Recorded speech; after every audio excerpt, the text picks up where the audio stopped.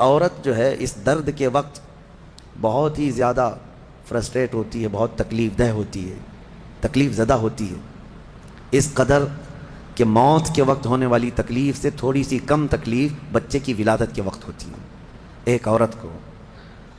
یہ آسان چیز نہیں ہے، اس کی تقریباً 40 کے قریب ہڈیوں سے تو روح نکل چکی ہوتی ہے عورت کے جسم سے جب بچے کی ولادت کا وقت قریب آتا ہے، اور وہ موت کے منہ میں جا کر کے واپس آنا یہ معمولی بات نہیں۔ اسی لیے اللہ تعالیٰ نے قرآن میں اس کا ذکر فرمایا، جب حضرت بی بی مریم کچھ جوان ہوئیں تو ایسا ہوا کہ اللہ کریم کے حکم سے جبرائیل امین علیہ السلام آئے اور آ کر کے ان سے کہا کہ میں تمہیں ایک بیٹا دینے کے لیے آیا ہوں۔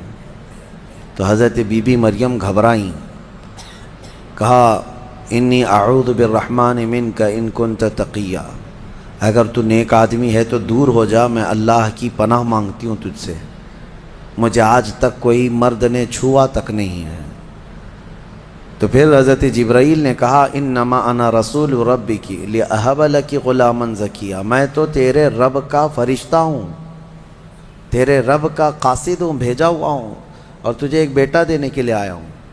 بی بی مریم نے پوچھا، قالت انا یکون لی غلام ولم یمسسنی بشر ولم اک بغیا، مجھے بیٹا کیسے ہو سکتا ہے، مجھے آج تک کسی مرد نے چھوا نہیں اور نہ ہی میں بدکار عورت ہوں، مجھے کیسے بیٹا ہوگا؟ قال کذالک، جبرائیل امین نے کہا ایسے ہی اللہ چاہتا ہے۔ ہوا علی ہین، قال ربک ہوا علی ہین وقد خلقتک من قبل ولم تک ہوا علی ہین ولنجعلہ آیۃ للناس، تیرا رب یہ فرما رہا ہے کہ یہ کام اس کے لیے بڑا آسان ہے، رب تعالیٰ کے لیے بڑا آسان ہے، اور تجھے بغیر کسی شوہر کے ٹچ کیے چھوئے ایک بیٹا دے گا اللہ تعالیٰ، تاکہ اس بیٹے کو اللہ اپنی نشانی بنا دے اور اپنی طرف سے اس کو رحمت بنائے، اور اللہ کا یہ فیصلہ ہے۔ یہ بات چیت ہو رہی کس کے درمیان؟ حضرت بی بی مریم اور حضرت جبرائیل علیہ السلام۔ جبرائیل علیہ السلام اللہ کے فرشتے ہیں، فرشتوں کے اندر یہ بات پہلے سے آپ کو یاد رہے، نہ وہ فرشتے مرد ہیں نہ عورت ہیں، نہ ان کے اندر انسانی فطرت کے تقاضے جو ہوتے ہیں، شہوتیں، وہ بالکل نہیں ہوتی۔ فرشتہ گناہ کرنا تو دور کی بات، گناہ کے متعلق سوچ بھی نہیں سکتا، اللہ نے وہ چیز ہی فرشتے کے اندر نہیں رکھی۔ فرشتوں کے اندر شہوت کا مادہ ہے ہی نہیں، خواہشات نفسانیہ بالکل نہیں، نفس ان کے اندر نہیں ہے۔ جبرائیل امین علیہ السلام جب ان کا اور حضرت بی بی مریم کا جو ایک کنورسیشن ہے، اس کو قرآن پاک میں بیان فرمایا رب تعالیٰ نے۔ اب اس کے بعد اچانک ہوا یہ، فَحَمَلَتْهُ فَانْتَبَذَتْ بِهِ مَكَانًا قَصِيًّا، اچانک بی بی مریم حضرت جبرائیل امین کے پھونک مارنے سے حاملہ ہو گئی۔ صرف انہوں نے پھونک مارا، کون؟ جبرائیل امین علیہ السلام، پھونک مارا تو وہ حضرت بی بی مریم کیا ہوئیں؟ حاملہ ہو گئی۔ اور جیسی وہ حاملہ ہوئیں تو ان کو خوف ہوا کہ اب قوم کیا کہے گی، تو وہ ایک آبادی سے بہت دور چلی گئیں جہاں کوئی نہ دیکھتا ہو، اور وہ ایک گھنی باغیچے کے جو کھجوروں کے درخت وہاں پر تھے، اس باغیچے میں چلی گئیں۔ یہ ایسا نہیں ہے کہ یہ حمل 9 مہینے کا تھا، بلکہ یوں حمل ہوا اور پھر بچے کی ولادت بھی، زیادہ دن تک کا یہ عمل نہیں تھا۔ بہرحال جب حضرت بی بی مریم بچے کی ولادت کے آثار نظر آنے لگ گئے، قریب ایک باغیچے میں گئیں، وہاں کا تذکرہ بھی رب تعالیٰ فرماتا ہے، فَأَجَاءَهَا الْمَخَاضُ إِلَى جِذْعِ النَّخْلَةِ، ایک کھجور کے درخت کی جڑ کو پکڑ کر کے وہ بیٹھی رہیں، اور پھر اس کے نیچے سے وہاں سے آواز دینے لگی اپنے رب کو کہ مولا میری حفاظت فرما۔ اور درد ایسا ہوتا ہے ولادت کے وقت کا، اس وقت کے الفاظ حضرت بی بی مریم کے قرآن فرما رہا ہے، وہ کہہ رہی تھی کنت نسیا منسیا، یہ درد سے پہلے میں مر گئی ہوتی، بھلا دی گئی ہوتی، کاش میں ان تمام چیزوں میں نہ ہوتی۔ عورت جو ہے اس درد کے وقت بہت ہی زیادہ فرسٹریٹ ہوتی ہے، بہت تکلیف دہ ہوتی ہے، تکلیف زدہ ہوتی ہے، اس قدر کہ موت کے وقت ہونے والی تکلیف سے تھوڑی سی کم تکلیف بچے کی ولادت کے وقت ہوتی ہے۔ ایک عورت کو یہ آسان چیز نہیں ہے، اس کی تقریباً 40 کے قریب ہڈیوں سے تو روح نکل چکی ہوتی ہے عورت کے جسم سے جب بچے کی ولادت کا وقت قریب آتا ہے، اور وہ موت کے منہ میں جا کر کے واپس آنا یہ معمولی بات نہیں۔ اسی لیے اللہ تعالیٰ نے قرآن میں اس کا ذکر فرمایا، وحمل یعنی عورت جو ہے حملہ وفصالہ 30 شہر، یہ آیت ہے، اس میں اللہ تعالیٰ فرماتا ہے ووضعتہ کرہا، جب وہ بچے کو جنم دیتی ہے تو بڑی تکلیف کے ساتھ دیتی ہے۔ حضرت بی بی مریم کا بھی جب وہ وقت آیا تو وہ درخت کی جڑ کو پکڑ کر کے آواز دینے لگیں، کاش میں اس درد سے پہلے ختم ہو چکی ہوتی، بھلا دی گئی ہوتی۔ تو رب تعالیٰ کی طرف سے آواز آئی، اللہ تحزنی وقد جعل ربکی سریا، گھبرا مت اے مریم، تیرا رب تیرے لیے آسانیاں پیدا فرمائے گا، آسانیاں پیدا فرمائے گا۔ اس درخت کو ہلاؤ، پکی کھجوریں گریں گی تم پر۔ حضرت اللہ کی طرف سے حضرت بی بی مریم کو جو پیغامات آ رہے تھے یہ کیا تھے؟ یہاں پر بھی میں بتا دوں، اللہ تعالیٰ اپنے بندوں کو جو پیغامات دیتا ہے اس کے 3 طریقے۔ ایک وحی ہے جو نبیوں کو دی جاتی ہے، یعنی وہ وحی ہے، اس کو وحی کہتے ہیں، جو اللہ تعالیٰ کا پیغام نبی کو آئے۔ وحی کے بھی کئی طریقے ہیں، ڈائریکٹ اللہ تعالیٰ سے وہ کلام کر لیں یا کسی فرشتے کے ذریعے سے کر لیں، جیسے جبرائیل امین علیہ السلام جو لے کر کے آتے تھے اور نبیوں کو پہنچاتے تھے، یہ بھی کیا ہے، اس کو کیا کہتے ہیں، وحی، وحی ہے۔ اور اللہ کے ولیوں کو جو پیغامات اللہ کی طرف سے ملتے ہیں، اس میں فرشتہ تو نہیں آتا، لیکن اللہ تعالیٰ ان کو کچھ باتوں کی ہدایت دل میں ڈالتا ہے یا ان کے ذہن میں، دماغ میں وہ چیزیں اچانک اترتی ہیں، اس کو کہتے ہیں الہام۔ یہ وحی نہیں ہے، یہ کیا ہے، الہام۔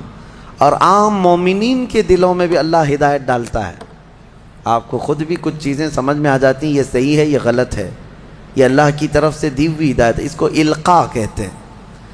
ہے اللہ کی دی ہوئی ہدایت، لیکن اگر وہ نبی کو ہو تو وحی ہے، ولی کو ہو تو الہام ہے، عام مومنین کو ہو تو القاء ہے۔